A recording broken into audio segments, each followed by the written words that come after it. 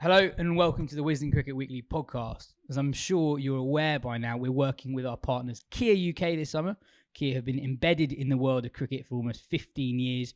Kia has actively supported the rise of women's cricket since 2014 and has been the proud sponsor of Surrey County Cricket Club for the last decade. During each episode of our podcast, Kia will provide you with an opportunity to get closer to the action through their Kia's Movement That Inspires moment. These include tickets and experiences to key cricket competitions across the summer. Listen out each week to hear how you can get involved and win an opportunity of a lifetime. Blimey, what start to the Ashes. Australia beat England by 2 wickets in the dying moments of day 5 to go 1-0 up in the 2023 Ashes. We've got the women's Ashes starting tomorrow as well to talk through the last 5 days at Edgbaston and looking forward to Trent Bridge. I'm Rana, and with me today is Phil Walker, Ben Gardner, and for the first time in a very long time, the Telegraph's Will Macpherson. We're just talking just before we started recording about how great the emails are generally, but this week there were some belters. Mike wrote in to say, is it just me who doesn't get the whole we didn't win but at least we entertained thing?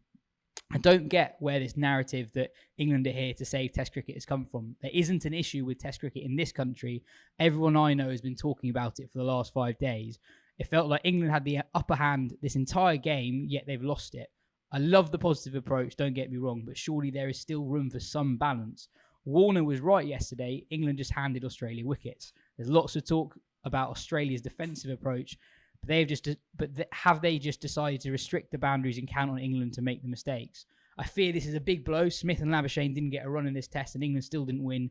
Maybe I'm just bitter as I really don't like losing, especially in the Ashes. But the great thing is it was an absolutely gripping test. And what made it is the fact that both teams are playing in totally different ways.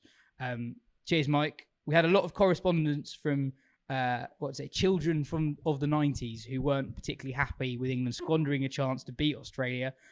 Phil, as a child of the 90s-ish, do you want to take this one? Yeah, sure. Right, well, first of all, I wasn't there. I didn't see any of it live. And I haven't read very much around it either, so I was off last week. It was a friend's 40th, so I was in Spain for the first half. Nonetheless, I did watch pretty much all of the first day, either side of a lovely fish lunch just off the coast of Alicante. And we were watching it on my mate's iPad, having a lovely time, drifting back to the coast and watching Joe do his marvellous thing and thinking, all right, 440, 450, it's only going to get drier. It's only going to get a little bit more up and down. 440, 450 is a great score, or it's a good score. It was going to take a lot to get past that. And then he pulled them out instead for 390 when Joe was doing what Joe does. And you know that scene in Succession when Willa, is that what she's called? Yeah. The girlfriend wife of the dunce, the old one. And she reads her first reviews and she's about to throw the iPad into the sea.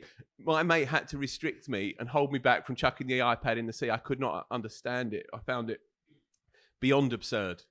And yet, even though I'm saying that, and even though I felt it, and I felt it truly and forcefully, and it still rankles with me now, and I've been more irritated by the overall reversal in the game's result than I would have expected to be, because I am a sort of blind advocate, acolyte for the BB stuff and everything that Stokes has achieved, and the way that they go about their cricket is obviously thrilling and intriguing and all of that, and I've been totally signed up to it, and yet it does irritate me a little bit, and I do find myself more frustrated than I was perhaps expecting to.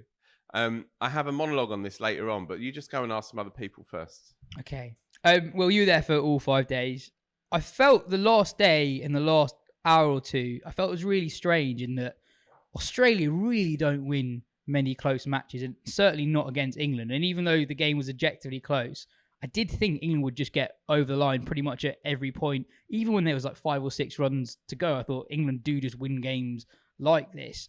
How much of a confidence boost will it be for Australia to actually finally get over the line in a game like this? I think Ben wrote a piece yesterday that basically said Australia haven't won a close game against anyone for about 7 years. Yeah, they don't win many nippers, but they're great front runners, which on a kind of micro level in the game they've upset that. They've changed the narrative, but in the series they're 1-0 up, and as I said, they're great front runners. They are brilliant when the foot's on the throat, when they get out of the blocks fast, which they didn't in this game. In fact, they did everything incredibly slowly. Even the chase yesterday was really passive, wasn't it? It was incredible. And even just Khawaja, who obviously has had an all-time great test, did things completely at his own pace. He must have turned down 10 runs just purely running between the wickets, which in a tight chase, if they'd lost, would have looked incredibly weird. Do you think they were more pointed with their method because of what England were doing? Like almost to make a point. I mean, the deep point for ball one, I didn't like that at all. Like, I understood it for what it was worth. I sort of understood it. I think a deep point is different to a deep square leg. I think having a deep square leg in is you're kind of covering up for bowling leg stump half volleys or long hops. But I think a deep point in the modern game makes sense. And it was it wasn't quite as grand a statement as what Crawley did, but it fed into the same thing. We know what you're going to do, and this is how we're going to combat it. And there were moments, sure, where perhaps you'd have wanted to squeeze a little bit more, but it made sense to me. And a lot of those early stages, England would have run away with it if they hadn't had that kind of cover. I just look at that England top three, and if there is a major weakness in the side, it is that they're none of them are young actually, or particularly inexperienced at test level. Now Ben Duckett's been playing it for 7 years with a big gap. Crawley and Pope have managed to get 35 tests under their belt, which is staggering given their inconsistency, really. And that would have been. I just think I would have rather had Australia had a catching cover or something, or an extra catcher in the cordon. That said, Cummins bowls a long half volley first ball of a series, and I think we've all watched enough of Zach Crawley to know that that's as likely to end up in the hands of second slip as it is to race to the cover fence. As it was a huge statement for England. And there wasn't a slip catch taken in the whole game off of Seamers. So maybe is that right? There's not a single.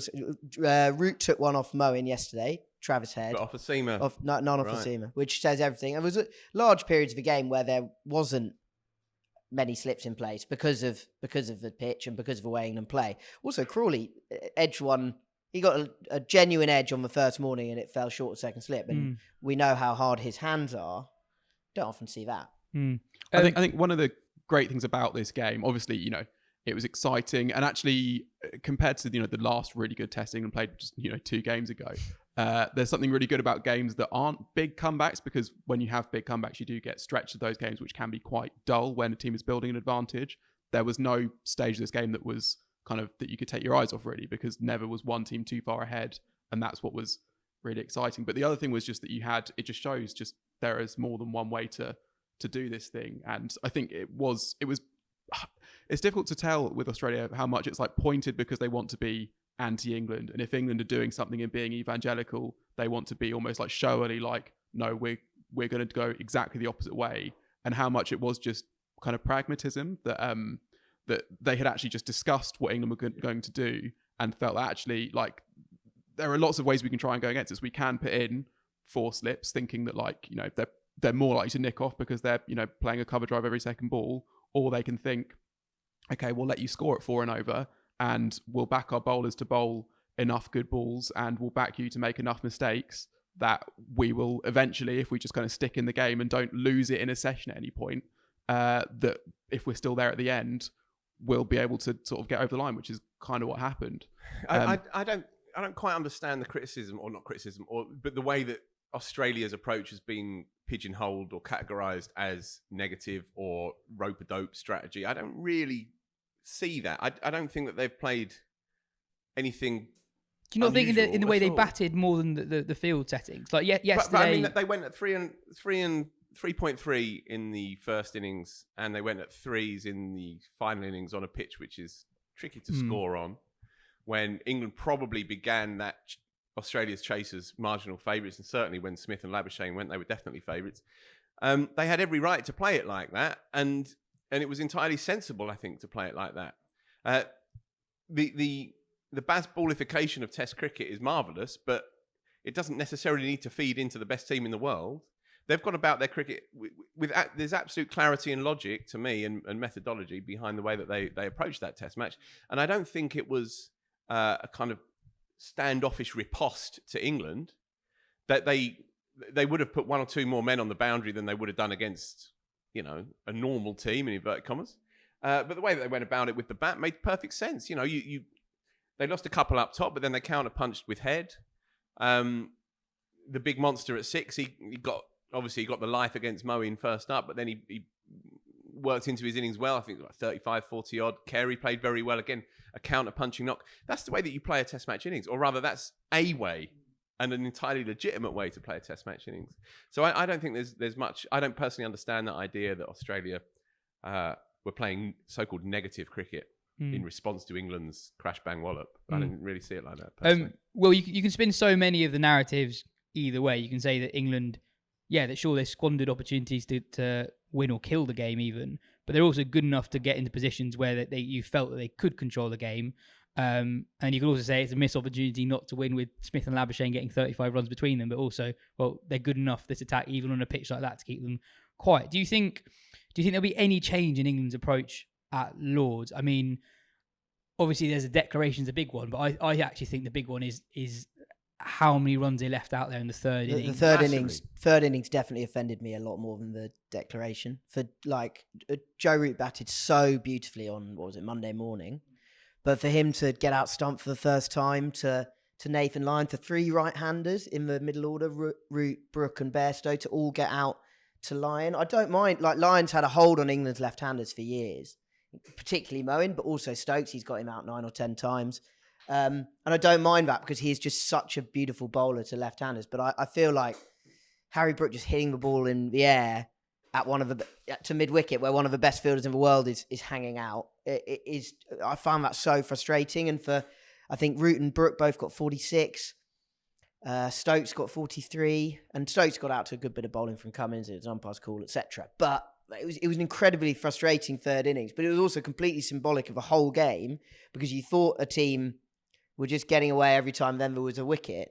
There was some good stats around that innings. Everyone apart from Crawley, everyone got to double figures, didn't they? And there was also no 50 partnerships, I think. It was also the highest ever Ashes total, not to include a 50. 50, yeah. And then Jimmy Anderson scored his highest score in 5 years. Yeah, we got the reverse sweep out straight away as well, didn't he? But and then Australia's chase was the same. Wickets never went bang bang in this game, apart from the Broad. When he got Warner and Labuschagne successive balls up top. There just was not very much constant wicket taking. There weren't periods of a game where it swung one way or the other. It just, one team felt like they were edging ahead and then they pulled it back. And that's what I think made it such an incredible game. We're always going to have Headingley and we're always going to talk about that. But it was a smash and grab job and it was, Australia dominated that game. And it was just, this was a much better game of cricket than that. Yeah, I agree. So I just come back to you on the third innings. England actually went slower in the end because of the wickets they lost. And I feel like when I asked the question, do you think England will change at all at Lords? Lyon bowled really, really well in that session. He bowled 10 overs for 14 when England were trying to go quite quickly.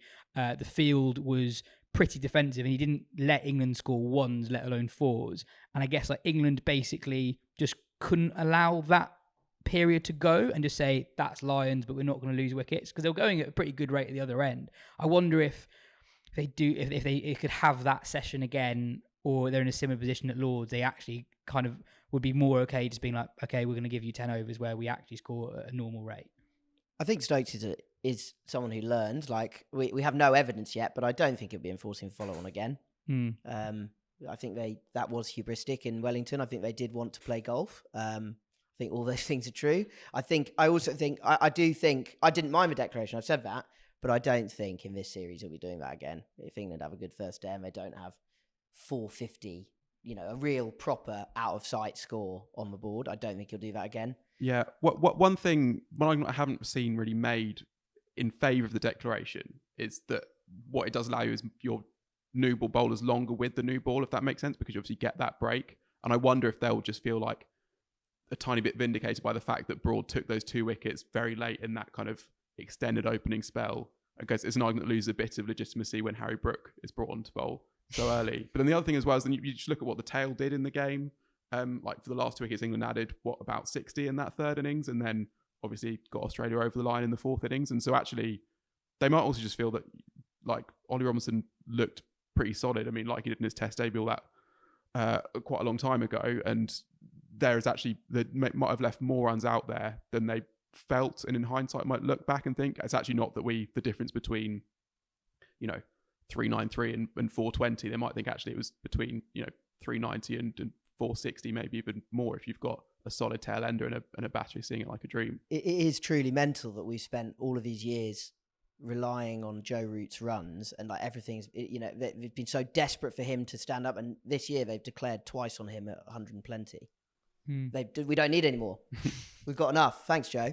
Yeah, I mean, who cares about first innings runs?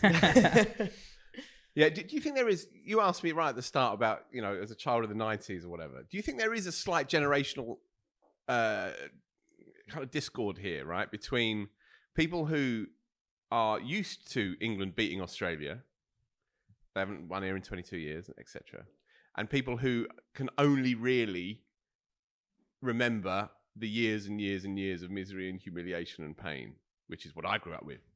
Do you think that, and obviously this batch of players, Harry Brooks said to me, it's just another game of cricket. I've got a bit of wood. They're trying to knock my poles out. I've got to try and hit it. And it's a good line, sure, and it's very on brand. But there may also be an element of that, right? When you've played so much big cricket, then perhaps the Ashes doesn't carry quite the same sort of jeopardy that it does to people who their cricket watching life is framed and defined by the Ashes contest.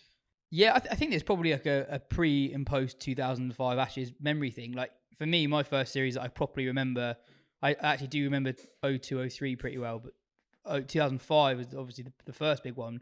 England win that, but so much of the narrative that was kind of forced, you were really forced to kind of breathe, was that this matters more than everything else, and England don't win many of these. Right. So if you take 2005 as your starting point, then you've seen more England victories than England, so obviously at home by miles. Yeah, but you've also seen, across 4 away series, you've seen one spectacular win. You take that on balance, but like a couple of close series. But my memories go all the way back. 86-7. I was aware of that happening. Mad as that sounds to say, and 89, I watched lots of that. I watched that ritual humiliation every day, and found myself oddly quite compelled to follow it for the rest of my life. Stokes actually said yesterday he was asked about the 2005 comparison. He said, "Well, actually, I was 10, and he's one of the old." Right. Pretty much everyone was 10 and below. Jimmy was in the squad, of course. Yeah. What I will say is, I think we're coming full circle actually on this stuff. It doesn't matter about generational points as much. Like 10 years ago, I was doing work experience in this stable, and England won the Ashes 3-0. And there was kind of a bit of shrug of the shoulders, fatigue around it, and people were going, "Oh, this is, what does this mean?" I mean, actually, England won the Ashes 2 years after that. We had this relentless period of Ashes cricket. They won it 2 years on in 2015, and they haven't actually won it since. Yeah. And I've worked in the game since then. I've covered all the series since then. And I'm actually getting a bit fed up with England not winning the Ashes. And the idea of them, I've watched them, been on the last 3 tours of Australia and not watched them win a game. It's quite frustrating. Then 2019, they were an average side. Australia should have beaten them. And I don't know. The idea of throwing away, I'm not saying they threw away this game, but the idea of surrendering, having England ever made the running in an Ashes test as much as they did in this one and not won it. I'd like to see an example of one where they have. Yeah, I guess Stokes would argue that the decisions that he made throughout was that he felt those increased England's chance of winning. I mean, we might debate them, but that was why they did them. It wasn't because they wanted it to be a better game or to entertain. I think he would have felt that declaration increased England's chance of winning, and maybe that batting the way they did in the third innings might have increased their chances of winning. And you do have to then, as much as England did lose this game, and they were, Stokes was pretty honest afterwards that did really hurt them, that the boys that he said the boys are up in the change room in bits or whatever it is. It's not as if they don't care about that. And then you've got to think where this team was when Stokes took over. They got into this position because they played in that way of cricket and because they have been playing the way of cricket. And yes, you might be able to poke holes in some things and find flaws in some bits of thinking, and that's completely fine to do.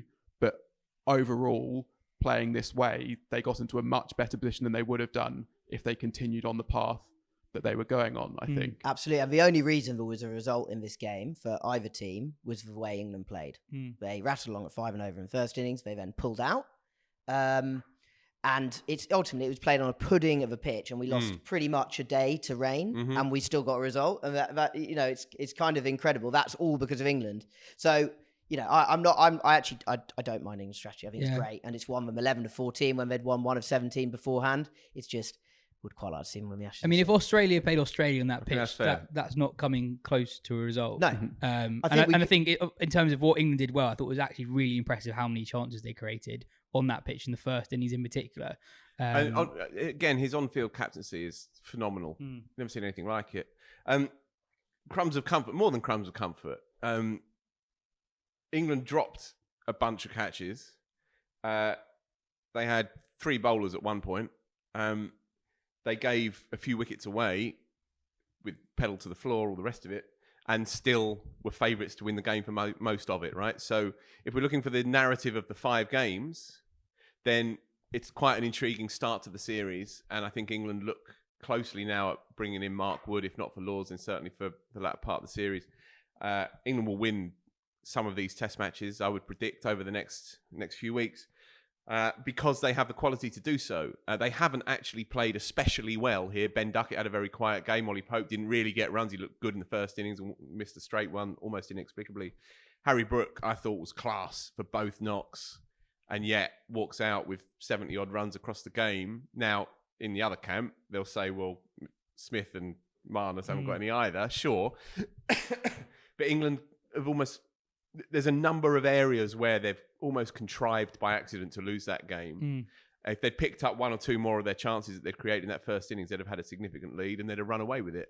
I think defeat would have hurt Australia more than it will hurt England, I think. Like, I think this losing is baked into how England play sometimes, whereas Australia, if they'd lost another close game, having, you know, come so close, I think that there would have been a chance maybe almost of something close to implosion there. I think that would have really, really hurt them. I also, because we'll mention the 2015 Ashes, and I remember after England won that series, and there was an interview with Cook, and because obviously they won the first game, which was a reasonably close game, but it was exciting that England won it, and then they lost it. They got thrashed in the second game, and he was asked if he doubted if England could come back after the second game, and he said no, but he doubted it before the start of the series.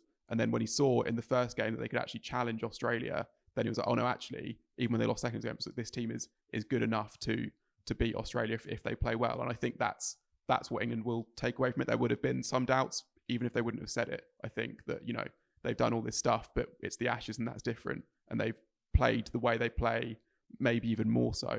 And they've come very, very close. And they'll feel like, well, if we do that again 4 more times, maybe we'll win 3 of them. I think also you look at England's preparation, and I'm not necessarily talking about a week playing golf and on the piss in Scotland. I'm talking about actual cricketing preparation. They had a wicketkeeper who hasn't kept a great deal for the last couple of years. They've got a spinner who hasn't bowled at all for the last couple of years. Robinson and Anderson age 40, both coming off injuries. Stokes, who knows really? I mean, he said his body worked as hard yesterday as it has for a long time, for a year, I think was the figure he put on it. So that's why Broad had to play, and actually Broad was by a distance the best of their bowlers. Robinson ended up averaging 20, but he always ends up averaging 20 somehow. He's like the reverse Crawley, who always ends up averaging 30. However well he plays, he always ends up averaging 30. Robinson, however badly he bowls, ends up averaging 20. But all of those guys, I think, will get better, especially Bairstow, I think. I know that debate is like so...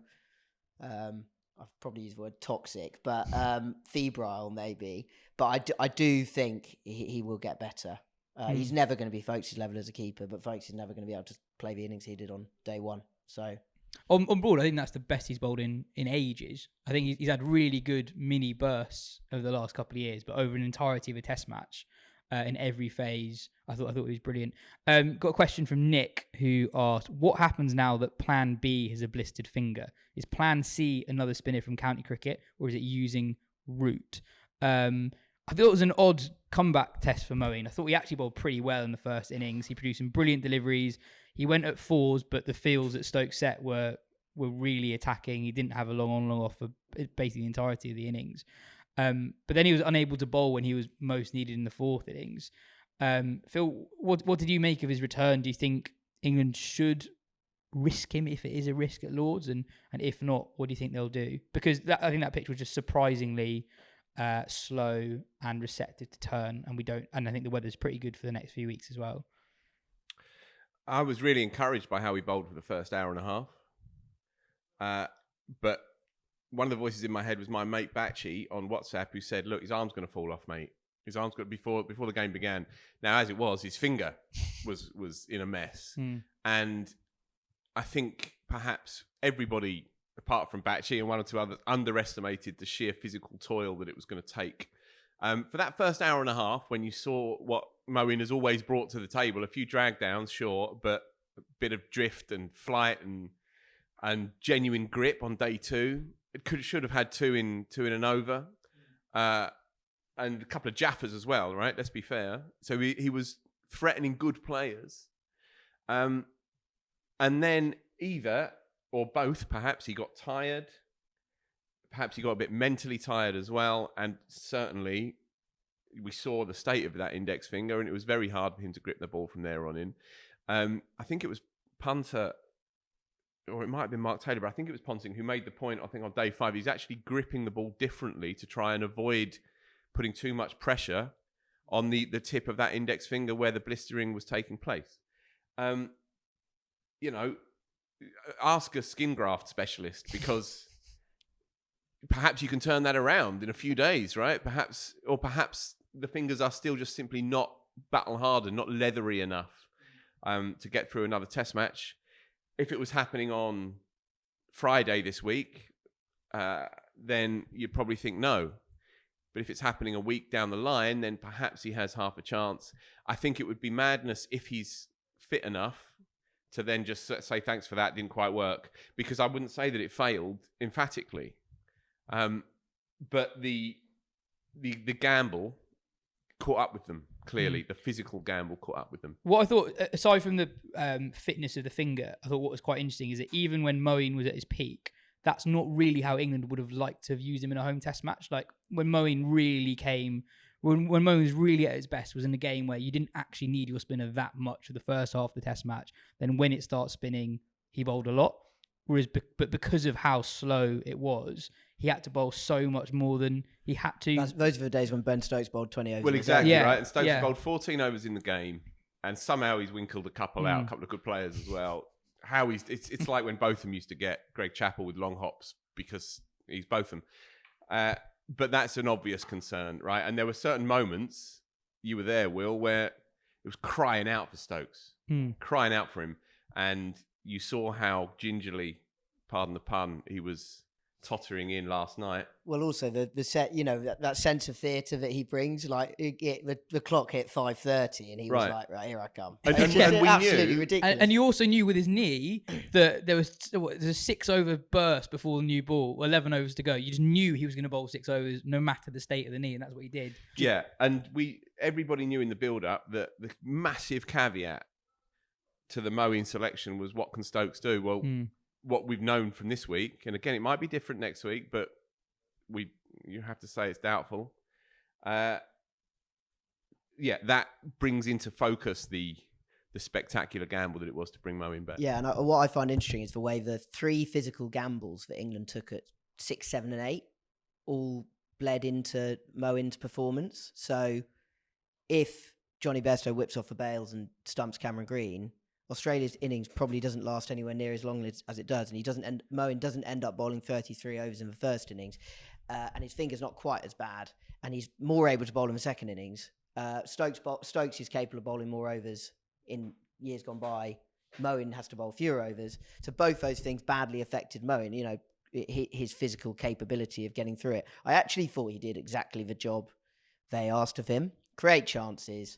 You're going to get hit down the ground for 6 a bit, which I think is quite, Mo's used to bleeding runs in red and white ball cricket, but you could tell it was a bit galling for him just to have no protection. Leach has obviously hardened himself to it over the years, and over the last year, and probably the fact that the first test that he had to bowl loads in, Headingley last year, going so well, has allowed him to believe that this was actually a good strategy, whereas Moeen, you could just see the sort of skepticism in his face as Stokes kept them up. I think it is fair to level a little bit of criticism at Stokes' handling and use of Moeen in that first innings, like because Moeen's had this exact issue before in the 2017-18 Ashes when he came in cold with, I think it was a side strain, so he can play those warm-up games, was brought on early with a new ball when it's when the seam is just that bit more pronounced and will therefore rub that bit more, and then got that basically exact same blister in his finger and was then limited for the rest of the series. And here it was the second new ball he was brought on after about 9 or 10 overs, and that was when he really started to struggle. And Joe Root only bowled 7 overs in that first innings. If you increase that by 7, bring that down by 7 for Moeen. If you bring him on a little bit later, I think that's a slight misstep, but it's also, so it's maybe not fair to go too far into it, but there is an exact precedent for it happening before. Yeah. And even if it's not the finger, it's just, how little he's bowled in the lead up. You want to ease him back in, and he was, thrown right in the deep end, which I guess is what England do, and that's their style. But that is Stokes' style, isn't it? He did it with Leach last year. He puts him in awkward positions to see how he's going to cope with it, and it was clearly a deliberate strategy not to keep Moeen back, because that would be so anti-Stokesian, but to actually put Moeen right at the front of the story. Just as a comparison of Lyon and Moeen, there's immense daylight between the two of them, as we know, but and there's immense daylight in the way that the two teams approach their games, of course, but their figures are comparable in the first innings, right? Lyon went for a few more, and he bowled a similar number of overs. He took 4 for 140. Mo took 2 for 140, but Mo had chances that were grasped as well. So if you're looking at two off spinners in England in the early part of a Test match, then he's certainly not disgraced himself in any way whatsoever, I don't think. And I think for the first 2 hours, I was really loving it from my villa in Spain, watching it and thinking, this is beginning to make sense. We should do a podcast from there. Yeah. I guess if he does, it's probably worth talking about what happens if not actually my villa, by the way. We're talking about what happens if the blister just doesn't heal over and he's just a physical impossibility that he plays. I guess my feeling is that Will Jacks is the closest like for like. Dawson is the one who would hold down end, but I'd imagine they would go to Jacks ahead of him. But also with how Root bowled, I think, and with the fact that Broad is now very hard to leave out, who most people would have left out before the series. If you would want to play Mark Wood, if they want to bring Mark Wood in, then they might want to play Mark Wood and the 3 seamers, and then have Joe Root as the spin option. I feel like Dawson needs better PR. Why do people just assume he can only hold down an end, but Will Jacks, a guy who just took up off spin last year, is more expansive. Jacks took 15 wickets at 50 last year and was barely bowled for Surrey this year. Dawson's actually gone pretty well and has done so for about a decade. He's not sexy. He's not sexy enough. Yeah, look, I totally agree with you. And while I probably lean to Ben's judgment call, as what they would tend to do, I think Dawson would probably be a slightly more effective bowler in that vein across the next 4 games. I don't see them calling either of them up for Lords yet, because I think they'll still think that Moeen can get to work on that index finger, and that he will still be the main part of the squad as it stands. But things do start to move on a pace, and before we can get to the ins and outs of the Lords squad, I suppose, if they do add anybody else in there, and the Ashes has this tendency to bring to the fore players' stories, and there are 1 or 2 players in that England side that they suddenly look a little bit knackered and a little bit old, and a little bit ineffective, and it does come to all of them. So that Lords Test match, Jimmy Anderson's going to turn up at Lords. You can bet your bottom dollar and swing it round corners and take 3 for shit in the first half hour, right? But if that doesn't happen, then the ineffectual Test match that he's just had starts to come into focus. Same with Moeen. If Moeen does play at Lords and it doesn't work for him, then obviously you never see Moeen again in an England shirt. It's starting to become, it's focusing people's minds now. Does Anderson definitely play at Lords? No, but I think he will. Yeah. You think Wood will? I think England will go the same seam attack. Okay, interesting. Just like they did between Mount Maunganui and Wellington. just remembering the pitch in that Ireland Test match, and England struggled to take wickets against Ireland's lower middle order, even with the extra pace of Josh Tongue compared to what they had at Edgbaston. I guess I wouldn't be surprised either way, but I think they seem to be really missing that pace of the extra pace of Wood in that Ireland game. In terms of Wood, the slightly frustrating thing is you'd say the two best suited pitches for him across the whole series are the last two, which are back-to-back, and maybe, but probably not both of them. So you'd definitely be looking to get a game out of him at Lords or Headingley, and then maybe one of those last two. I would have picked Wood for this test, probably ahead of Robinson, actually. But it never seemed to be on the cards to leave him out, and he's, as I said before, he's ended up averaging 20. Broad had to play because he'd played, and then Anderson's reputation precedes him. But it might, as Phil says, it might cease to. So I didn't pay that much attention to Robinson in the first innings. It's fair to say he wasn't quite as metronomic as you'd expect. No, and then he suddenly turned up with the wicket of Khawaja. Yeah, and then cleaned up the tail, which he then called the three number 11s, which it hasn't aged that well at this stage. The one number 11 wasn't actually required. One of them put in a sterling performance as night watchman, and the other one was looking like Viv Richards at the end last night. Yeah, that shot over mid-on, by the way. Incredible. It was a genuine gasp in the press box when that shot was played. Well, because we haven't talked about the finish that much, actually. We're going to do a little bit. I've enjoyed this conversation, right? So I haven't, as I said earlier, I haven't really read too much. I've enjoyed this. This has helped to clarify a few things and make me feel a bit better, because I was irritated yesterday, and I was full to the brim with cricket last night, and I'd been here for the Surrey game as well, which was dovetailing the England game, and I was hot and bothered and irritated, and I walked home about 10 o'clock. This is my little monologue, right? And I've been trying to work it out in my head, okay, how I've been feeling, because it's been peculiar, because it's discombobulating, right? Especially for people of a certain age. you know that it's good and right and necessary and proper to try and defeat the Australians at cricket whenever the opportunity arises, and it didn't used to come around very often. Whenever it presents itself, and I've been trying to square that with this sort of elemental truth that, with the new reality, that this is some messianic overarching philosophy to save the game.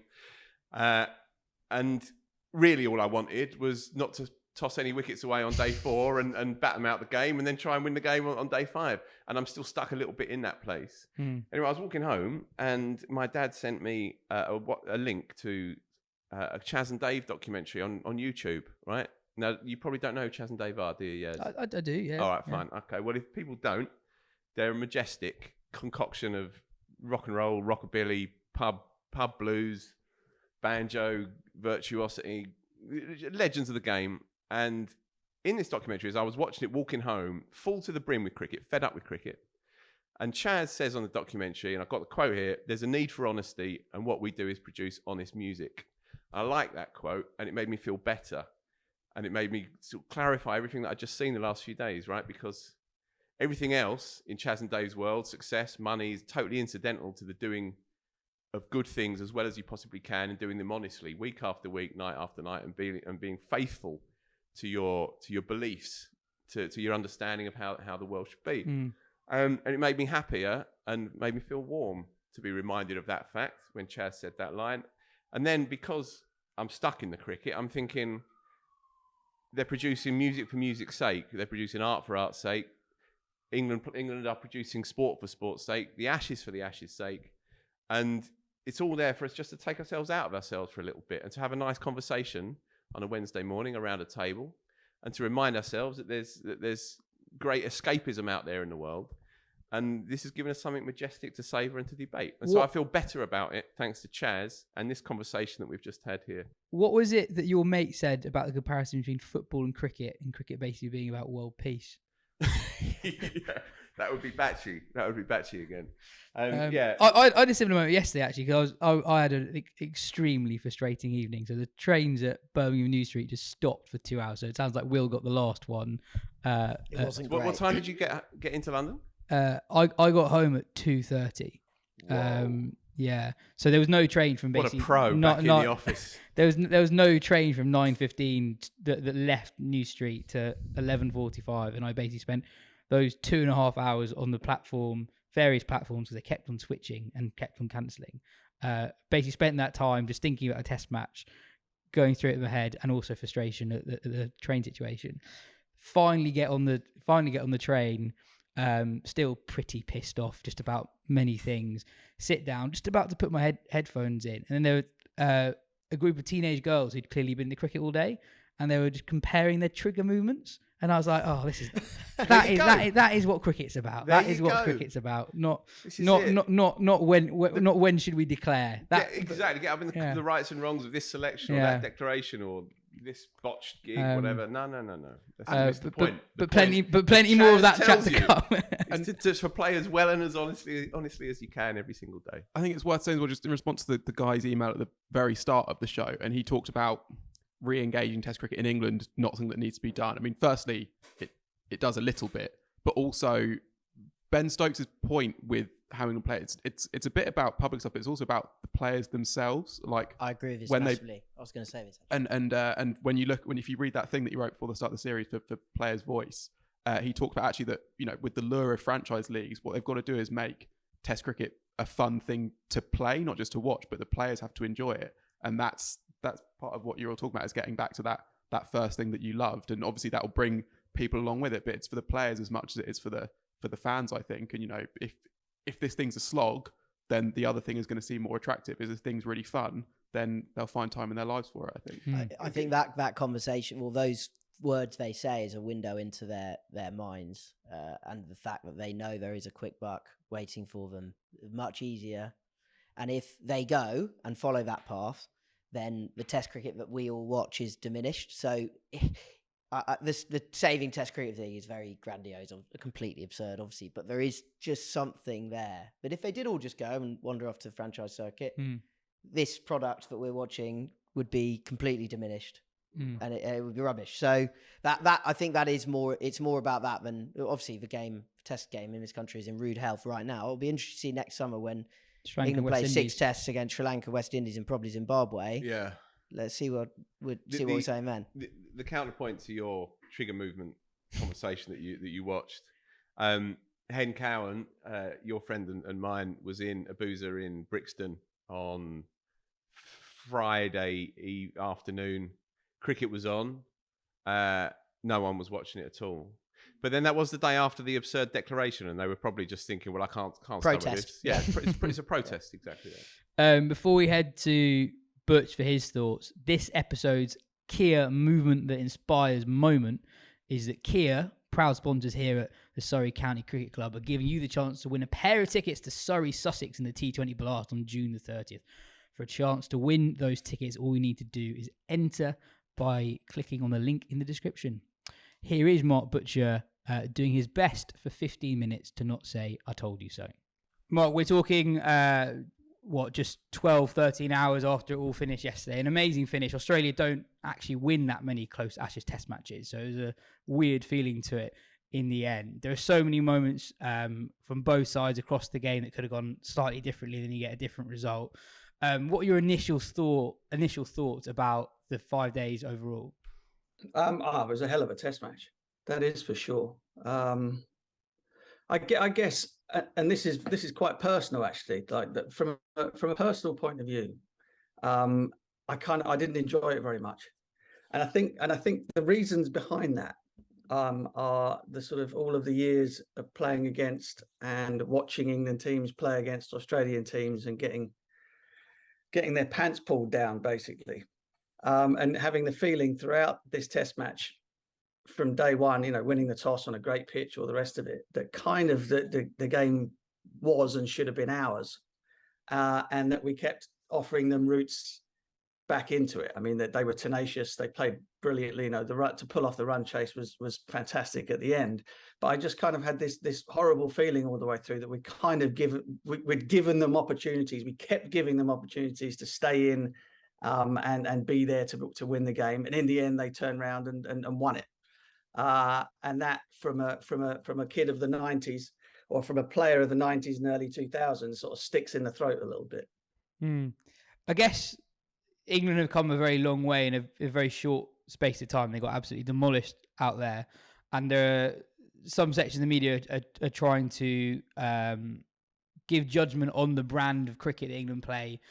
But at the end of the day, they came very close to winning and probably should have won, partly because of that brand of cricket as well, right? Particularly on a really, really slow Edgbaston wicket, much slower than anyone really anticipated.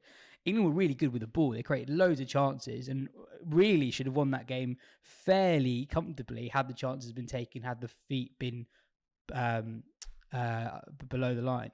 Yeah, I think so. I mean, I'm not going to be a hypocrite and turn around and say that I don't enjoy the way that England are playing, because I do, and they've done it brilliantly. I suppose that the caveat always was that Australia are not Pakistan and they're not New Zealand. So that's the first thing, and the second is that by and large, you know, barring, but the declaration was the only thing sort of Bazballish that I don't agree with and can't agree with. You know, but other than that, I think they tactically, I think Ben did pretty much everything right, as he normally does. You know, he can't do anything about people dropping catches or, you know, but bowlers not getting their feet behind the line. The selection side of it is another thing that we've gone on long about over the course of the build up to the Ashes, and funnily enough, almost all of the things that kind of went the opposite the way that I would have done them kind of ended up playing a big part in the defeat in the end. But yeah, so I'm not. I still think that they'll go out there and should go out there and be aggressive in the next Test match. I just think you can be aggressive and smart at the same time. I honestly did not see any good reason for the declaration. And even if they'd have got Warner out that night, I still wouldn't have said it was the right thing to do. Simply because I don't think that it put any time back in the game. And if you're telling me that they were predicting losing the morning of the fifth Test match to thunderstorms on the first evening of the game, then I think you're crazy, because that certainly wouldn't have been the calculation at all. I think it was a little bit of, you know, pushing buttons on the Australian side. You know, we don't need it. We don't need thousands of runs to come out here and play our brand of cricket against you. When routes flying, you get 450 or whatever, and you actually buy yourself time later on in the game by scoring more runs in the first innings. You know, instead they had to battle their backsides off with a one innings match, because the lead was only 7, scoring the runs that they were in much better place to have done on day 1, and perhaps even the morning of day 2, and then they end up getting bowled out for much less than I think that they would have wanted to set Australia, right? So I just don't buy the argument that it put time back in the game, because it didn't. In fact, if anything, it lost time, because what happened? You lose 10 minutes for the changeover. Basically, nothing happened. Australia knocked 14 off your total, and so half an hour of the game just vanished into thin air, and then you started again the next morning. When arguably that half an hour of batting with Joe playing the way it was might well have yielded England another 40 or 50 runs, which would have been huge. That would have put time back in the game. So, you know, people will argue with me till they're blue in the face about this, but I think I don't think that was the right thing to do. But having said that, you pretty much back nearly all of the decisions that Ben Stokes makes on the field. Some people would say, you know, the not taking the new ball. Well, again, I saw logic in that, because they couldn't hit the new ball. They couldn't hit the old ball. The problem for Ben was that his spinner, his number one spin bowler, couldn't bowl because he hasn't played any cricket for 2 years, where he had to bowl more than 2 overs at a time, and his finger fell off. You know, that is something that, again, flagged it before the start, and it kind of bit us on the backside in the end. I kind of got the impression that both teams were duped a little bit by the surface. Both sides left out their fastest bowler. And I know that England probably would have picked Moeen regardless of conditions. But Moeen ended up bowling the second most overs he's ever bowled in a home Test match. They can't have anticipated that kind of workload. And he only didn't bowl more in the second innings because of his finger, and actually partly because of how well Joe Root was bowling. Well, no, Joe Root wouldn't have had the opportunity to bowl that well if Mo had been able to bowl. I mean, Joe Root would not have been bowling those overs had Ben's number one spinner been fit. I mean, that's just, you know, that you can't argue against that either. What do you think? What do you think they'll do with Moeen for the next Test match? Presuming his finger heal. I mean, there's actually a bit of a gap between Test 1 and 2. Yeah. That's probably enough time for his finger to heal. But I guess when he had this injury problem before, it plagued him throughout an entirety of an Ashes series. So just because it heals once, there's no guarantee it's going to be fine when he's bowling his 35th over of the next Test match. That's what I mean. I think it's a huge risk, isn't it? Because in order for something, that thing needs to heal, and then it needs to harden, and then it needs to kind of be bedded into a point where it doesn't rip again. Now, it might heal between now and Lords, but being strong enough to withstand, but we've got relative chance of the weather being seriously hot again during the Lords Test match, which might mean that you have to bowl a lot of overs of spin again. That's why you always should have one in your Test match team. But you need to have one that is going to be capable of doing the job that you ask him to do. And Ben was missing his main weapon throughout the most important part of the Test match, which was the last 2 hours. And there is no guarantee with an injury like this that it's not going to happen again and leave you in a similar position again. So I don't know. I think they might have to look elsewhere. I mean, look. And people have kind of misconstrued some of the things I've said about Moeen as though I didn't think that he was a good enough player or this kind of. That's not it at all. My issue was he fit and strong enough to be able to do the job asked of somebody who hasn't done it for 2 years? And the answer resoundingly was no. But is he a perfect Bazball pick? Yes. Batting at 8, having a swish, bowling some rip-roaring deliveries that turn miles, fantastic. And so for that reason, the sort of like the more Bazball pick would have been Rayan Ahmed, who copes with the left-handers thing because he bowls a much bigger turning googly than he does the leg break, and he can come in at number 8 and have a slog just as good as anybody else. And so there is an option for you. I don't know whether having gone 1-0 down, that England might go, okay, well, the safer option would be Dawson. Either one will be fine. Or they might even just go, well, Joe, you can bowl the overs. Might do another double up as they've done with Johnny Bairstow, and say, well, we'll get Joe to do 2 roles, and we'll play another seam bowler, which would kind of be a little bit of a backward step and a move away from what has been so very successful for Ben and for Baz ever since they've started. But when you go 1-0 down, you find yourself in situations where you're kind of a little bit chasing your tail. And so, it's going to be very interesting to see what they come up with between now and then. I guess part of what made the Test match really interesting for me was it was really an unknown going into the series how England with this brand of cricket would do. And actually, even though they've lost, I kind of think there's almost like a moral victory element to it in that it did withstand what Australia threw at them. If they took the chances, they win the game. As simple as that. So actually, what they tried to do worked. I mean, one thing I thought was really interesting that a lot of England's wins last year were partly as a result of really weird third innings from the opposition. And actually, England had a pretty weird third innings as well. Well, third innings is really tough. I mean, third innings is a really difficult innings in a Test match, which is partly why you want to score as many runs as you can in the first to insure yourself against a tricky third innings. So why is it tricky? Why is it tricky? Because Pat Cummins said at the end of the game yesterday, when England left them 281, he was like, "Yeah, we should chase that on this pitch with the way the pitch is playing." So Pat Cummins found himself, I reckon, twice over the course of the Test match, very, very happy at the end of England's innings, because the declaration of the first innings, the bowlers all ran off like, "Oh, you beauty!" They couldn't believe their luck. And then in the second innings, they thought, "Hang on, 280 is definitely within our compass on this pitch." So twice at the end of England's innings, he was happy. The third innings is difficult because you find yourself in a position in the match where kind of like you've got just about enough time in the game left to either set it up for yourselves to win, or you've got enough time in the game left for you to set it up for yourselves to win. But there's also enough time in the game if you stuff it up that you give the opposition a huge chance of winning the game. And there's always jeopardy in the third innings of matches. Now, the interesting thing for me about England the last 3 tests is that the Ireland one in the middle, so we'll forget that. But the last Test match they played before that was New Zealand, where they also went. Where they enforced a follow-on that they did not need to enforce, right? Giving the opposition a sniff of victory that normally a team would have just snuffed out and taken away from them. Right.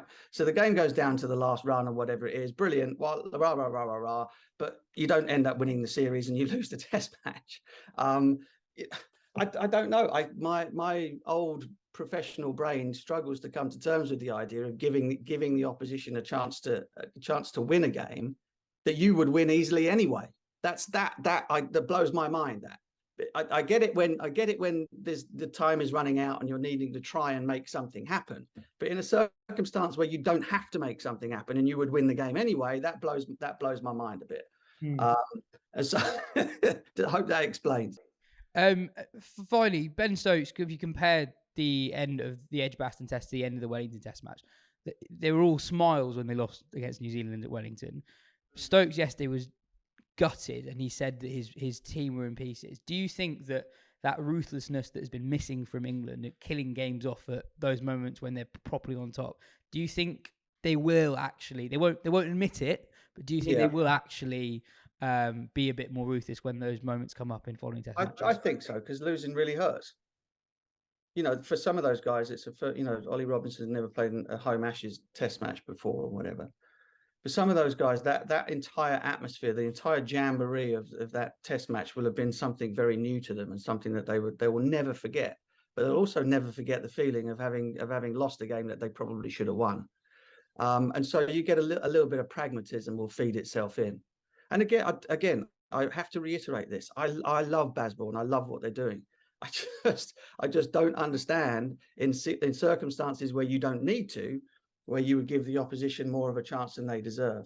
And don't forget that England have lost this test match to an Australia team, having won the toss on a plum batting pitch, having dismissed Marnus and Steve Smith for next to nothing in the test match, and still come out on the losing side. Right? So things will only get tougher from there. And the other thing that it does is it feeds Australia. It really kind of feeds into that they're doing it right. They're playing the game the right way, the winning way. And they've also been part of what was a great spectacle, So they can't even sort of be blamed for being killjoys about the whole thing. They were part of it too, and they won, And so it makes it fascinating. It makes Lord's really, really fascinating. Australia's record there is amazing. Ours is very, very bad in Ashes series. And so therefore, what do? Do you come out swinging even harder? I don't know. Do England have to make any changes? The whole Bairstow keeping wicket thing. I mean, that cost big over the course of the test match in terms of time and, of course, in terms of runs. Harry Brook at 5, sort of, that was Johnny's spot. Johnny was scoring hundreds for fun at 5 there before. Folks was making lower order runs and catching stuff. So all of the things that we were talking about at length before the series started, all of them reared their head during the course of this extraordinary test. Well, if the next 4 tests are anything like the first one, we're in for one hell of a summer. Cheers for your time, Butch. Catch you next week. All of our Ashes moments of the week are brought to you by our dapper partners, Charles Tyrwhitt. The British menswear brand know a thing or two about looking sharp, whether you're working or weekending. You might recognise one of their other brand partners, Joe Root. So you can channel Joe's style with 20% off at Charles Tyrwhitt. Just head online to charlestyrwhitt.com and use the promo code Wisden23 at checkout. Me and Ben are currently donning a bit of Charles Tyrwhitt at the moment. That's one for the YouTube audience. Ben, our Charles Tyrwhitt moment of the week this time round is the over that changed the game. Pat Cummins hitting Joe Root for 13 or 14, I think it was. Yeah, it was 14, 2 sixes in 3 balls. And yeah, it completely changed the whole feel of everything that had gone on, because it was 51 runs to win. That was the first over of the last hour, I think. And almost Australia's chance of victory. Actually, the draw's coming back into this here. Like, they've been going at kind of between 2 and 3 and over, and if they keep going at that, they're not gonna get home. And then all of a sudden, just everything changed. It was extraordinary, and as we've kind of mentioned, it was totally at odds to how Australia have tended to react in those moments, and you could see England react in the way that that Australia did in Headingley 2019. Zach Crawley fumbles on the rope. The final winning shot comes through a misfield. I mean, Stokes' grab would have been ridiculous if he got there, but then maybe he should have been a bit further back, and that was also just a bit of like what happened there. And then there's the tactics of it as well, right? Like Ben Stokes, it was a master stroke, I guess, to keep Root on with the old ball when everyone was thinking like, okay, they've managed, they've done brilliantly, they've held time, they've let the game get away from Australia, and now you bring Ollie Robinson and James Anderson or Stuart Broad on, and they go for the kill, and yet he keeps Root on, and then he gets that wicket, and it's an incredible moment. But you also feel that if Australia were going to score 14 runs off anyone, it was going to be off Joe Root. Like they wouldn't have been able to attack. I know they managed to get a few more boundaries off that old ball, and then obviously they got over the line, but that was who they were going to get a spurt of runs off quickly. And it was just such an amazing moment, and also made more amazing because it that felt like a release of pressure. But then when the secondary ball was taken, it tensed up again. England started going short. They beat the bat a few times. The runs were coming in singles, apart from that unreal shot from Nathan Lyon, which where on earth did that come from? It was really, really tense again. And just without those 12 runs right then, it was extraordinary. And I guess, just great for Cummins, who's, been through loads personally, missing that Australia tour because he flew back home because his mum was ill and then she passed away. And then he's copped loads of flack back home for not very much apart from standing up for what he believes in, for being nice. Yeah. And this was climate the thing, change exists. is they felt that, if you can't be nice and win in tough moments. And he showed right here that you can do those. And he was, and so frustratingly nice after it as well, even not rising when they asked him about the 3 number 11s comment. He said, I didn't hear that one. And he definitely did. I thought it was a fabulous bit of cricket from Cummins to take that risk, but I also thought it said so much about Stokes' captaincy and character. Like, I'm not going to pretend to be Mike Brealey, A, an expert in cricket captaincy, or B, a psychoanalyst, but Stokes, I think it's fairly obvious to us that Stokes has got quite an addictive personality. He's possibly quite greedy. He's a gambler, and Root had bowled this fantastic spell, which really Stokes had got lucky with. Moeen was injured and Root was able to tie up an end. He dried up the runs, and then one of those chances stuck. Australia, whenever they tried to take a risk, it was going down the ground and dropped 2 10-percenters and then caught the third 10-percenter. But Stokes just kept wanting another one. Do you know what I mean? Always wants another one. I think you see it a bit with him when he's bowling himself. Always wants to get another one out of himself. Always not necessarily the best at pulling out of a situation. And you see it a little bit with his captaincy. Sometimes it works, sometimes it doesn't. It's a gamble. That one was just one over too many for Root. I think there was somebody else yesterday where it was just it was Moeen actually. It was an over too many for Moeen. He tried to bring Moeen back at the opposite end from where the spinners had been bowling all day. And I think the over went for 10 maybe. And it was just an over too many, just trying one card too much from Stokes. But it works sometimes, it doesn't work others. And again, total validation or vindication even for Australia's approach, right? I was just going to ask you this. Yeah, you take the game deep, you get to a point where you're within touching distance, and then you back yourself. If you want to sort of extend the gambling analogy, it's like sitting in with your hands, winning a couple, folding, taking a small pot, and then when you know that you've got the best hand in the game, and Cummins fancied that he could open those shoulders and backed himself, then you go all in, and it was a perfectly judged run chase, right? This notion that they were just crabby and sitting in, I just don't understand that. It was a brilliantly judged run chase in very tricky scenario. I mean, but if they'd have lost and they could have lost, Stokes could have held on to that catch, you would be looking at that period that Root and Stokes bowled with the secondary ball when they were like, really, as much as Root got lucky with it. With the spell from Root, and he did bowl well. Australia also they let him bowl well. Like Root shouldn't be bowling, at 2 and over at that stage in the game when there's a secondary ball coming, right? I mean, but everything is a judgment call based on the moment. Yeah, and Cummins identified the right moment and had the skill to pull it off. But equally, if Stokes had taken the secondary ball, then he wouldn't have had the chance for that moment, right? And that moment could have been in any one of the previous 8 Root overs. I thought it was basically like a football match where the away team is struggling and they just hang in. Australia's best route of chasing 282 is Smith and Labuschagne getting loads of runs. When those two fall cheaply, for them to kind of hang in and kind of get to a point in the game where kind of anything can happen in a crazy last hour, I thought that was quite impressive, and actually that was probably their most likely route of winning it once those guys fell cheaply. We haven't mentioned Usman Khawaja at all, have we? Right? Who had quite a good game. Yeah, he Incredible. Looks like a good player. And again, when we're talking about vindication after years of struggle for him, I mean, he said it's the best game of cricket he's ever played in. And when you think where he was, a year and a half ago, when he thought that his Test career was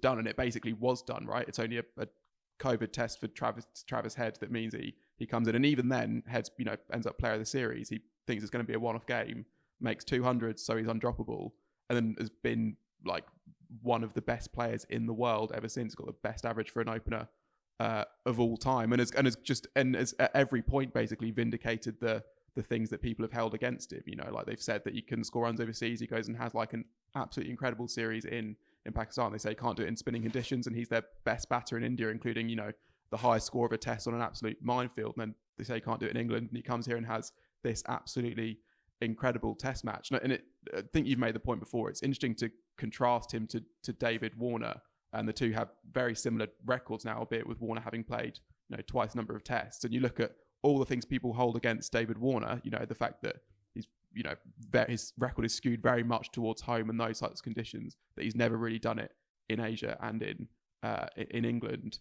And yet Warner was kept in the team despite that. Khawaja, those were seen as reasons to keep him out, even in Australia.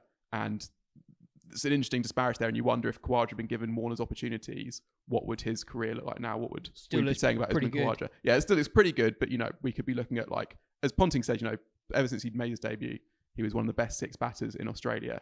And we have, as much as, we have got loads out of Khawaja, we've also missed plenty, which is sad, but at least he's had this moment, and he's got 4 more tests to have plenty more, I guess. And he said before the series as well, back in Australia, go with low expectations, because it's the toughest place in the world to bat as an opener. So I think he was hoping for a score or 2, and would probably have taken that, averaged 19 from 6 games before in England. And he's strummed over 200 in the match. And sorry. Someone asked a question actually with hashtag Strum at the end of it. Well, There's actually a Chaz and Dave song called Strumming that was in the documentary last night. Fancy a trip to the Caribbean this winter? Don't miss your chance to join Gullivers Sports Travel, the UK's leading sports tour operator, as England get ready for an unmissable tour of the West Indies. Sign up to their newsletter today and receive 5% off your next trip by visiting their website. Whether you prefer to relax with a fully escorted tour or plan your own adventures with the help from Gullivers, they have an option for everyone. T's and C's apply.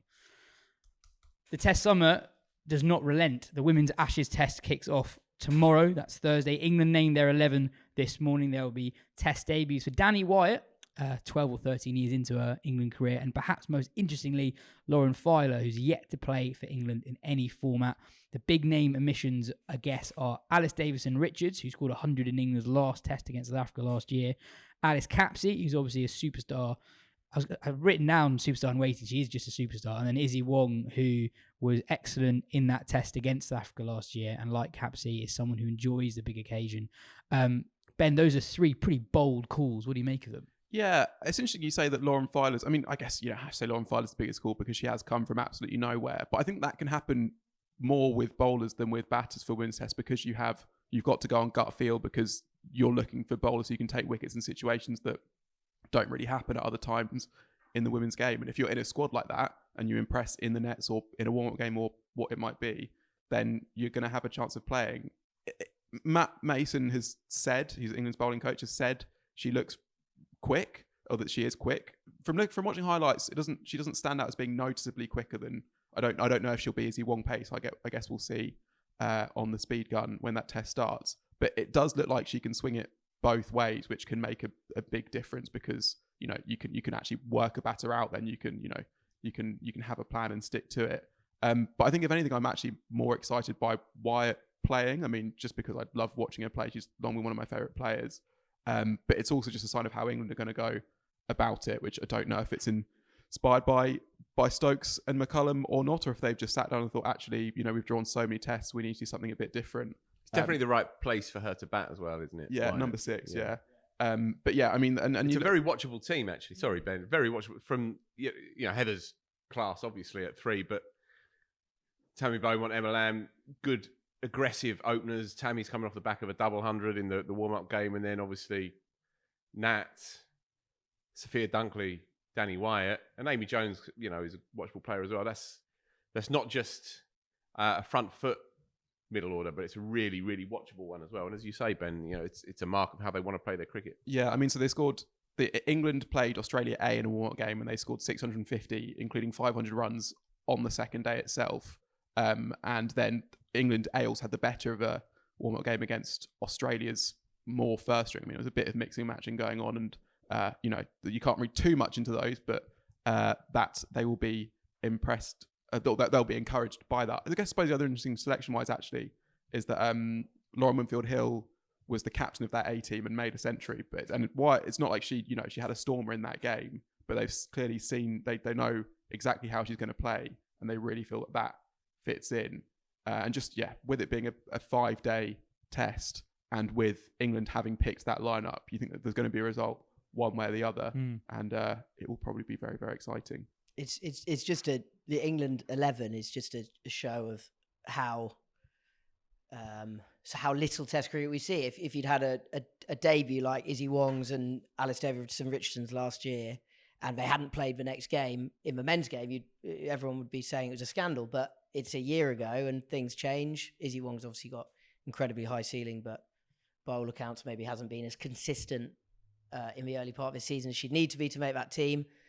Davidson Richards, well, there's already a seam bowling all-rounder in that team in Siva Brunt. So it's mental. I don't think there's been a women's test anywhere in the world since that last England one 12 months ago. So, that's a massive problem. And it's going to be so difficult for these players, especially if there's no red ball domestic cricket, to kind of build red ball cases. The teams are picked on instinct and guesses, really, about how a player will come good in the red ball game, which is a shame. I am really surprised by the Wong decision, though. I completely get it's a year ago, but I feel like she gave England something completely different to what the other seamers did in that test match. And a lot of personality as well. It's a big ask for Lauren Filer to come from nowhere, essentially take her place. Exactly. And I think in that game, she produced chances when no one else was producing chances. And England's issue is they haven't been able to force victory over the line in Test cricket over the last few years.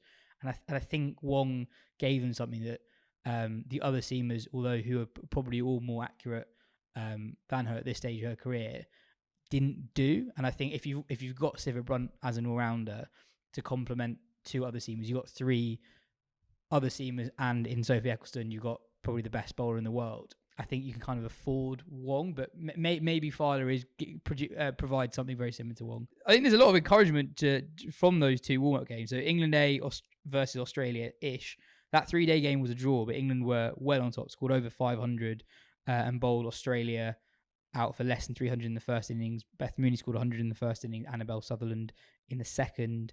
As Ben mentioned, hundreds for Winfield-Hill and Paige Schofield. And yeah, I mean, something we've touched on before is that just how important this test match is. If England are going to win the Ashes, you feel like they probably need to win this test match, given Australia's track record in white ball cricket. I know they're not quite as strong as they normally are, but you feel like this is the opportunity really for England. If they're going to win it, they kind of need to win this one. Phil, before we move on, a word on our bat-making partners this week. Yeah, B3, a fabulous bat-making company based up in Nottingham, run by an absolute legend of the game, a fellow called Michael Blatherwick. And they're a cricket bat manufacturer that gives amateur players the same choice and quality as the top professionals. They have a few professionals on their books as well. Based up in Nottingham, as I say, one of the most advanced in the world of bat making. They have advanced technology combined with traditional craftsmanship to precisely engineer every single bat. And this is what makes it unique.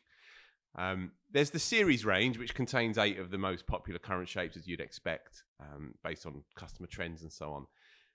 But if you want something a bit funkier, go to their custom bat builder, which is an online configuration tool which enables over 600 profile options. So whatever style of bat you like, what rocks your boat, whether you like thick edges or high middles or low middles or a lot up the top, whatever you fancy, there's over 600 different options.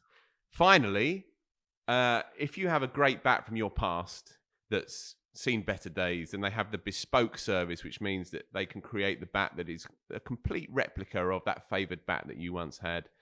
Don't worry if you're not local to Nottingham either. They do a lot of their business over Zoom, and they tailor their specialities to whatever you need as the customer. Every sale is backed by what's called the B3 ping guarantee. So if you receive your bat and it doesn't feel quite right in terms of pickup or performance, wing it back to them. They'll make another one, get your money back, job done. You can't say fairer than that. Just go to the B3 website, and Michael and his boys will see you right. Genuinely, I know this is an advert, but I wouldn't be doing it if I didn't genuinely believe in it. They're top lads, and they do superb work for the game. We'll leave the link to their website in the description, as always. Anyway, on with the show. 2 big pieces of county transfer news regarding favourites of the pod in the last week. Dan Lawrence is off to Surrey, and Matt Parkinson is joining Kent next season. 2 quite different stories. Lawrence is still very much key to what's happening at Essex at the moment, touted as a future captain by pretty much everyone. Whereas Parkinson is out of the side at Lancashire in both formats. The omission from the T20 side, I think, is particularly jarring, given that they're effectively playing part-timers over him in what has been quite a weird T20 campaign for Lancashire so far. Phil, how do you feel about the Lawrence news? I don't know the ins and outs of if there's been any fallings out. I haven't heard anything. I was away when the news came through. My first thought was football. My first thought was this is how it goes increasingly in the age of money and professionalism, ultra professionalism. And when you have a club like Surrey, they are the Man City of the game, of the county game. They have different 11s for different moments. They have a mad collection of cricketers compared to the next. Tellingly, as you reported yourself, Will, that the money wasn't really relevant, but presumably the stature of coming to play here at the Oval proved too much. And I would imagine as soon as the gaffer and Batty and perhaps Rory Burns as well indicated that they might be interested, it was impossible not to have your head turned and impossible not to take up that challenge. I don't blame him at all. I'm disappointed on a personal level because I have a sort of affiliation with Essex. I wish him the best of luck. I would add, I don't think there's any guarantees that he plays in their 4-day team, albeit there's constant ins and outs due to England. But they are so strong here. Lawrence bats 4. Jamie Smith bats 4. Jamie Smith made a 70-ball 100 last week. Jamie Smith's an England player in waiting. Jamie Smith is a more consistent batter against the red ball than Dan Lawrence. So he'll be up against. It will be a bit of a challenge, I think, to embed himself in that side. I don't have anything against the decision, but if you are looking at the 18 in the round, the 18 clubs in the round, this funneling of the so-called best talents, increasingly so, into the big clubs, Warwickshire hoover up the Midlands, Lancs hoover up the North, Surrey hoover up the South. Perhaps it was ever thus and we didn't notice it enough. But with the Lawrence story, nurtured, developed at a club that has made a name for punching above its weight. For Lawrence, the blue-eyed boy of that club and the captain in waiting, and also probably wasn't going to play a massive amount for England over the next 5-10 years. So really the heartbeat of Essex for the next 5 years has taken the route that a few others have before. And it's a deep blow for Essex and a deep blow for the so-called middling economic counties. But the caveat is, as Will said, he's not done it for money. He's done it because I guess when Surrey tap you on the shoulder, you don't say no. I will say I think this is a genuinely draw-dropping county transfer. So my job is to get news, and I'd been given a couple of tips to keep an eye on this for a couple of months. And actually, I didn't take them that seriously, not least because counties can't talk until the 1st of June. And then by the 1st of June, I was a bit busy. But secondly, because I just didn't believe it could happen. Not because Lawrence wouldn't move to Surrey. I thought that's possible. But I thought Surrey, as Phil said, are stacked. They're stocked. They don't need Championship number 4. They've got England's number 3. I mean, their recent England players are Burn Sibley, Folkes, Pope, Jacks. That's 5 Test cricketers right there. James Smith is an undoubted Test cricketer of the future. Sam Curran would back top 6 in Championship cricket if he ever plays. I just didn't see it as... I didn't see any credence in it almost. But it's like when City signed Mahrez. They didn't have to do it. No. They already had a brilliant right winger and a couple of brilliant left wingers, but they did it because they could. And it's a demonstration of power. Yeah, and in a... I don't think any of you guys are particular rugby fans, but the Saracen story... He plays. He plays. He's a winger on a Saturday. Are you? Yeah, I didn't yeah. know that. But anyway, the Saracen story cut through because they broke the salary cap, but they signed a guy called Elliot Daly, and that was a transfer which everyone in rugby, I think, went, whoa, that's one step too far. Now, I would be quite clear here. I'm very clearly informed that Surrey are nowhere near county cricket's notional salary cap, and Alex Stewart and Gareth Batty are extremely good operators and are very clever. I think the reason this move has happened is a lifestyle thing. There's no fallout at Essex. I mean, he goes out with the chief executive's daughter, right? It would be a hell of a fallout if it did happen. But there's been no fallout. But if you play for Surrey, yes, you get paid well, but probably very similarly to how he would have done at Essex. But you go to your away games on a nice bus. You play your home games at a lovely ground. You get looked after. You have great facilities. It's as close as these guys who've played for England get to feeling like they're playing for England. Whereas Essex, I mean, Phil knows better than any of us, but Essex, you know, it's kind of pokey change rooms and that dodgy staircase up to them and whatever goes on underneath that staircase. And so somebody said something here. It's very similar to that last night, actually. One of the commentators here said he'll get looked after here. He'll get looked after here. And it's a good point. And it struck me, he was getting at what you're saying. And I understand that. I do understand that. There's obviously a romantic element that would have loved him to have stayed there his whole career, broken records, won a couple more things. But then again, if you are looking at it from a different sports perspective, then he'd already won 2 championships and a Bob Willis peculiar thing, and then the T20 won that as well. He's 26, 27, played a bit for England. It's a natural sporting progression for an ambitious young cricketer. And it's an interesting time for Essex, full stop, right? You know, I don't think anyone really thinks Alistair Cook's going to go on beyond this year. I haven't heard anything to the effect that he will. I also haven't had it confirmed that he won't. But if you take those 2 out of their top 5 or 6, suddenly it's like proper regeneration of that great team who did win so much in the back end of the last decade. Yeah, and Wesley as well, as the boss of it. You know, he's coming up 34 now, and absolutely that. The one thing that I would say is that it just churns through players. It's a huge catchment area. It benefits from the home counties that aren't first-class counties as well. So they've got really good connections with Suffolk, Norfolk, Hertfordshire, etc. Then East London. And then, of course, there's the East London thing. The last 6 rookie contracts for Essex are all BAME players from East London. So it will be okay. It will be okay, but it will increasingly be wrestling against economic realities. Yeah, and actually, another point is that Essex, as the county circuit goes, are good payers, which is one of the things that initially really took me back about the Lawrence news. And I think I haven't had as many people on the circuit get in touch with me about something that's happened for a long time. A couple of calls from DOCs, players going, wow, that is a mental bit of news, partly because it happened so fast. I mean, as I said, I got a couple of rumours, but I think it just really accelerated within a week and the deal was done. And it was all over. I guess another interesting element of it is that compared to a year and definitely 2 years ago, the prospect of Lawrence having a central contract has gone down quite a lot, especially with Brooke doing as well, a guy of a similar age. So I wonder if that was his decision in terms of I'm making a long-term and probably not going to be around the England team all the time. I know he's in the squad at the moment, but you'd say it's probably unlikely that he gets into the team soon. I don't know. It's an Ashes series, anything can happen. I think the idea of whether he's such a lovely lad, Dan Lawrence, and he's a very human person, if that is a ridiculous thing to say. He's not an automaton. He's quite emotional, and he enjoys the good things in life. And you could have a career at Essex quite easily outside of the challenges, I guess, that comes with being here.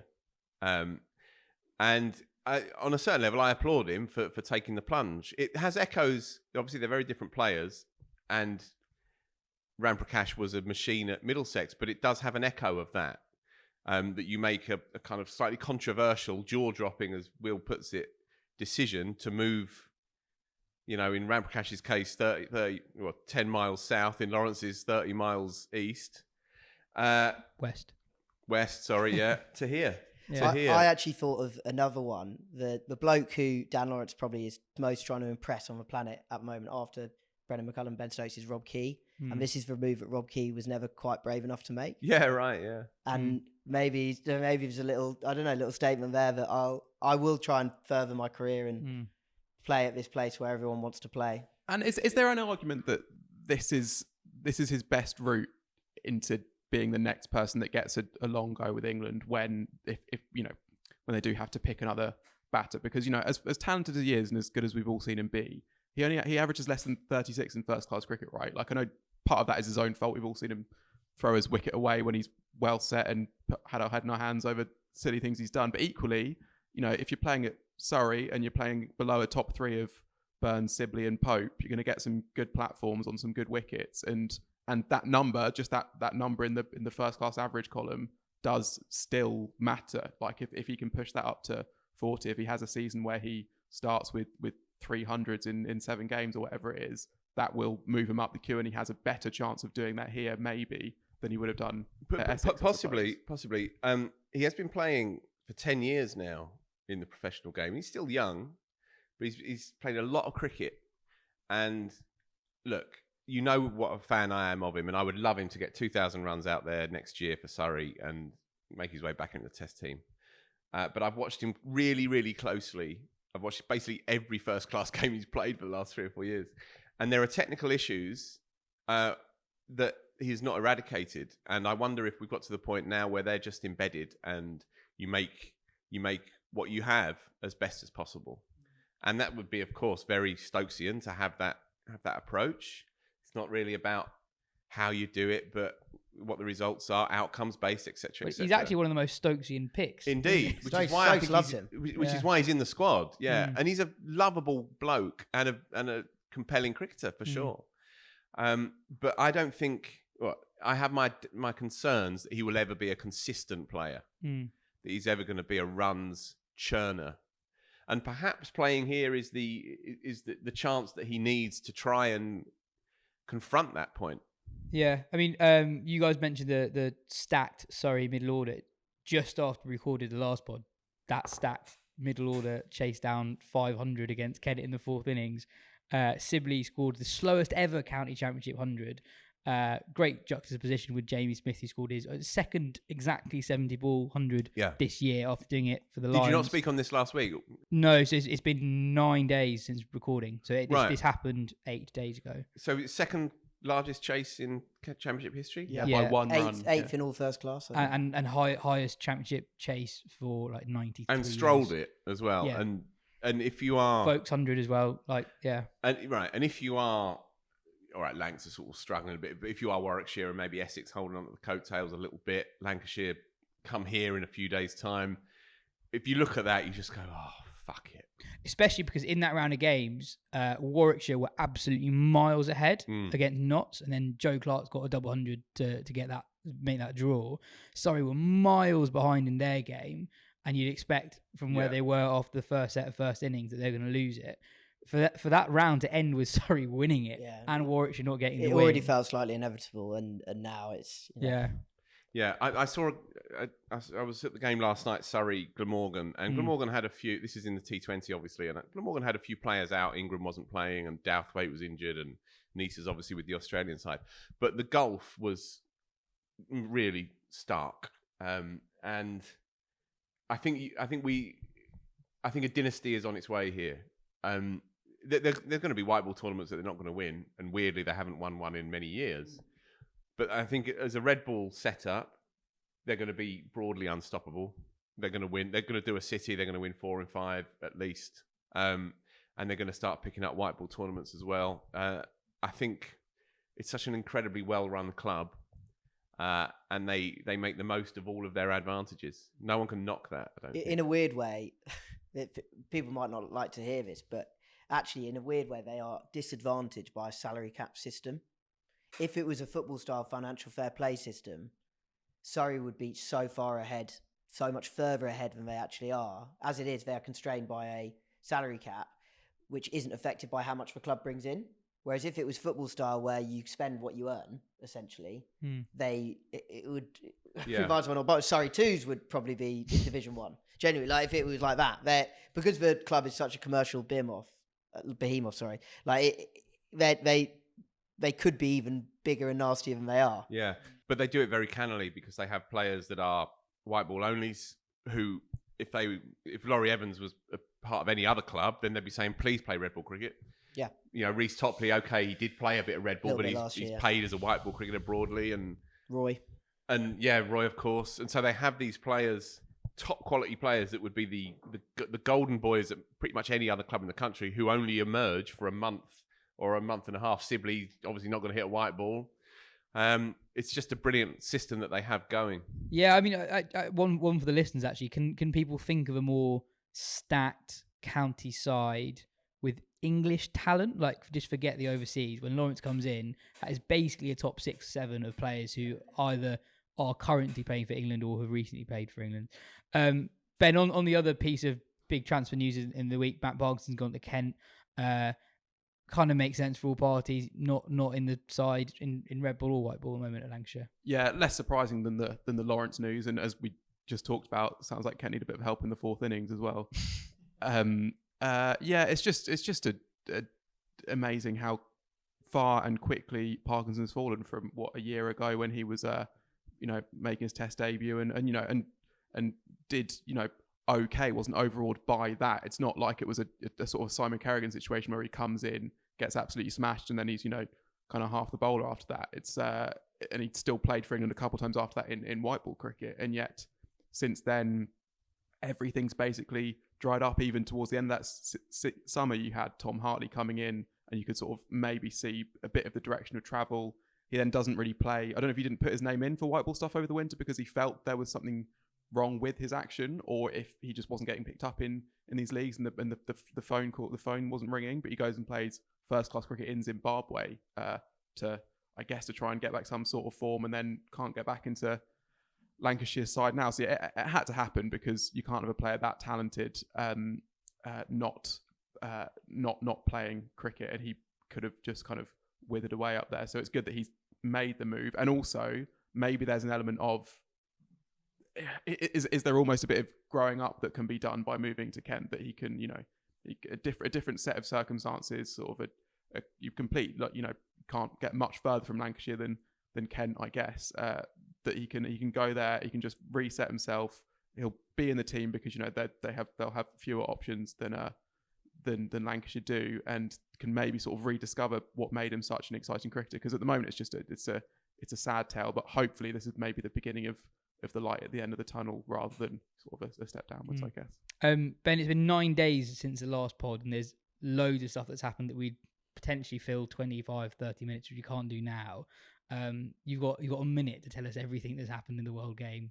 Well, I'll just stick to international cricket, I think. Okay. But yeah, so Bangladesh beat Afghanistan by 546 runs in a test match, which is quite a lot. It's actually the third biggest margin of victory by runs in test history, and the biggest since 1934. Who got runs? Well, Najmul Hossain Shanto made twin hundreds. It's the second Bangladeshi to do that. I mean, Mossadegh made 100. Mominal got 100 in the second innings, which means he's got... Sorry, that's what I meant. Mominal got 100. Mominal got 100, so he's got 200s more than any other Bangladeshi now. Yeah. So yeah, they were very good, and Afghanistan were without Rashid Khan in that game, which I guess made a bit of a difference. And then the other big thing is the World Cup qualifier has started, and in terms of of the full members, I guess, Sri Lanka really should cruise it and started with a big win against UAE. West Indies look slightly shakier. They beat USA in their first game, but USA, I think people would put as maybe the weakest team in the competition. And West Indies were still 14 for 2 at one point, and they were bowled out for under 300. And then the US didn't get that close, but made about 260. So actually, slight warning signs there maybe. Zimbabwe have looked pretty good. They've won both games convincingly. They haven't, they've bowled fine, but they've chased really, really well. Chased 290 for loss of 2 wickets and 315 for loss of 4, and neither game was close. But Ireland are struggling. So they were beaten by Oman in the first game, and then they were 33 for 4 against Scotland. So at that point, it almost looks like campaign over, but they've recovered well in that game, and kind of they really need to win it, because if they don't, they probably need to beat Sri Lanka, and even then that might not be enough. So yeah, that's how the qualifier is going. Well, that's it for today's show. Well done for getting to the end. Cheers for joining us, Will. Thanks, Phil. Thanks, Ben. This has been the Wisden Cricket Weekly podcast. Long one. We'll be back with some daily shows from Trent Bridge, and then another big fat weekly at the start of next week. Hi, I'm here at the Kia Oval today, and I want to tell you about this fantastic opportunity. So if you are aged between 11 and 16 and you love cricket, Kia are offering you the chance to train and play at this famous ground on the 23rd of September. You'll be coached by world-class cricket players, including Kumar Sangakkara. You'll get a morning net session followed by a mini tournament on the Kia Oval Green. Throughout my life, cricket has been amazing for me and given me so many opportunities. So again, if you're aged between 11 and 16 and you want to take part, please enter now.